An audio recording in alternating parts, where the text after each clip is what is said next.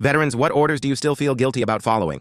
I served in Afghanistan, and there's one order that still keeps me awake some nights. We were stationed in this small desert village, supposedly friendly territory. Our job was to secure the perimeter, keep insurgents from slipping through, and basically make life safer for the locals. Sounds simple on paper, but the reality, it was a gray mess of trying to figure out who was a threat and who was just trying to survive. One afternoon, our CO gets intel that insurgents have been stashing weapons in one of the village's clay houses. The order comes down: clear every home, no exceptions. Kick down doors, search everything, and detain anyone suspicious. I'll never forget the first door I breached. It wasn't some armed camp like I'd pictured. It was a family. A father, mother, and two little kids, no older than 8. The father looked terrified, but cooperative. The kids were clutching a ragged stuffed animal, crying in the corner. And here I was, rifle drawn, screaming at them in a language they barely understood. We tore that place apart, flipped over mattresses, dumped out sacks of grain, even ripped apart floorboards looking for hidden weapons. We found nothing, just food, clothes, and family photos. But the order was to detain the father for questioning, because he fit the profile. I zip-tied his hands while his kids screamed, and his wife begged me with tears in her eyes. We dragged him out in front of the whole village. He kept shouting, "I am not Taliban," over and over, but no one listened. I had to shove him into the back of a Humvee like he was a criminal. 2 days later, we got word. Turns out the intel was wrong. Completely wrong house. The guy was innocent. He was released. But when we returned to that village, I saw his kids standing at the edge of the road. The same stuffed animal clutched in their arms. They didn't cry this time. They just stared at me. Pure hatred. And that's when it hit me. We weren't winning hearts and minds. We were creating enemies. I had followed orders, done my job exactly as I was trained, but I knew deep down I had scarred that family forever. That moment still eats at me. Not because I followed the order, but because I didn't question it. Because in their eyes, I wasn't a soldier. I was the villain who kicked down their door. And I'll never forget that.